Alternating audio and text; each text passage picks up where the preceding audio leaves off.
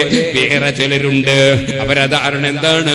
നമ്മൾ കൊടിയൊന്നും പിടിക്കൂല, സംഘടനാ പ്രവർത്തനമൊന്നും നടത്തൂല, നമ്മളിങ്ങനെ ഇരുന്ന് ദിക്റ് ചൊല്ലലാണ്, ഇബാദത്തെടുക്കലാണ്.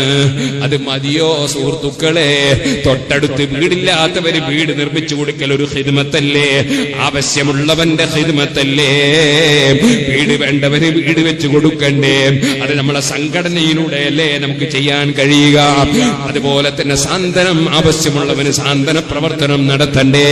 അത് നമുക്ക് സംഘടനയിലൂടെയല്ലേ ചെയ്യാൻ കഴിയുക? പാവപ്പെട്ടവരെ സഹായിക്കണ്ടേ? അത് സംഘടനയിലൂടെയല്ലേ പ്രവർത്തിക്കാൻ കഴിയുക?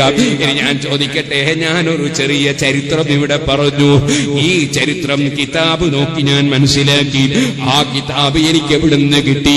അത് നമ്മുടെ സംഘടനാ പ്രവർത്തകന്മാര് മുഖേന കിട്ടി.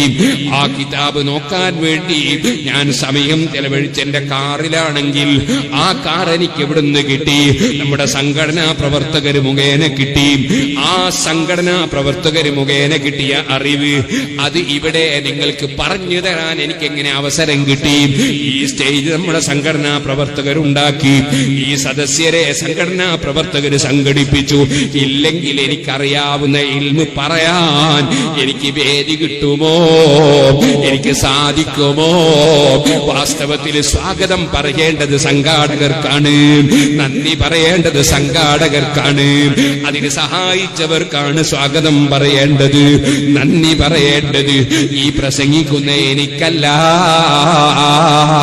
അതുകൊണ്ട് നിങ്ങൾ ആരും അങ്ങനെ സ്വാഗതവും നന്ദിയൊന്നും നിർത്തി കുൽമാനുണ്ടാക്കരുത് കേട്ടോ. ഞാൻ പറഞ്ഞതിനർത്ഥം ആ പ്രസംഗിക്കുന്ന മുസ്ലിയാര മനസ്സിൽ അങ്ങനെ വേണം.